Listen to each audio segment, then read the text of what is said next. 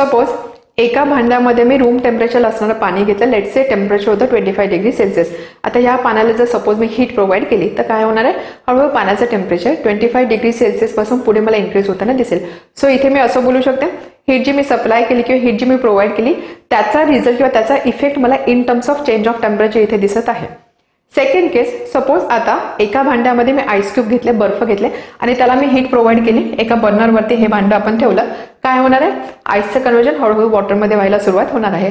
या केसमध्ये ज्यावेळेस ही प्रोसेस होत आहे त्यावेळेस या मिक्सरचं टेम्परेचर किती आहे, सपोज हे टेम्परेचर जर मी नोट केलं तर इथे आपल्या असं लक्षात येईल की जोपर्यंत या पूर्ण आईसचं कन्व्हर्जन पूर्णपणे वॉटरमध्ये होत नाही, या पूर्ण आईसचं कन्व्हर्जन जोपर्यंत पूर्णपणे वॉटरमध्ये होत नाही तोपर्यंत ह्या मिक्सरचं टेम्परेचर राहणार आहे 0 डिग्री सेल्सिअस. टेम्परेचर इथे कॉन्स्टंट राहत आहे, टेम्परेचर इथे इन्क्रीज होत नाहीये. सो हीट तर आपण प्रोव्हाइड करत आहोत, हीट प्रोव्हाइड करत आहोत, मग टेम्परेचरचा चेंज मला दिसत नाहीये. मग ही जी हीट मी प्रोव्हाइड केली ही हीट गेली कुठे, तर अशी जी हीट असते त्या हीटला आपण बोलतो लेटंट हीट.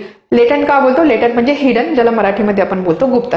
आपल्याला हीटचा effect in terms of temperature change दिसत नाहीये म्हणून अशा हीटला आपण बोलतो लेटंट हीट. मग लेटंट हीट म्हणजे काय, अशी हीट की जी फेज चेंजेसमध्ये इन्व्हॉल्व असते आणि ज्या हीटमुळे टेम्परेचर चेंज आपण बघू शकत नाही त्या हीटला आपण बोलतो लेटंट हीट. फेज चेंज म्हणजे काय, आईसचं कन्व्हर्जन वॉटरमध्ये होत आहे, वॉटरचं कन्व्हर्जन स्टीममध्ये होत आहे, किंवा स्टीमचं कन्व्हर्जन वॉटरमध्ये होत आहे, वॉटरचं कन्व्हर्जन आईसमध्ये होत आहे. या ज्या स्टेज चेंजेस असतात यासाठी लागणारी जी हीट असते त्या हीटला आपण बोलतो latent heat. So latent heat is the hidden energy used to change substance's state without changing its temperature. Temperature constant आहे, चेंज काय होत आहे, सबस्टन्सची स्टेट किंवा फेज चेंज होत आहे. जसं या केसमध्ये दाखवलेलं आईसचं कन्व्हर्जन वॉटरमध्ये होतं किंवा वॉटरचं कन्व्हर्जन आईसमध्ये होतं, त्यावेळेस टेम्परेचरमध्ये काहीच इफेक्ट झालेला दिसत नाही किंवा टेम्परेचरमध्ये काहीच चेंज झालेलं दिसत नाही. सो ही जी हीट असते याला आपण म्हणतो लेटंट हीट. ग्राफिकली समजून घ्यायचं असेल तर या ठिकाणी बघा इथे एक्स ऍक्सिसवर टाइम दाखवलेला आहे, वाय ऍक्सिस वरती टेम्परेचर दाखवलेलं आहे.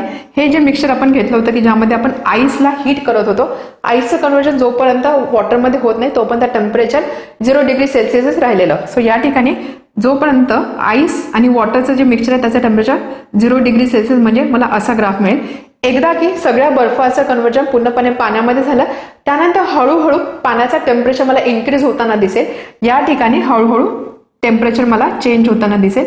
हे कधीपर्यंत झालं, जोपर्यंत वॉटरचं टेम्परेचर 100 डिग्री सेल्सिअस पर्यंत पोहोचत नाही तोपर्यंत हा चेंज मला दिसेल.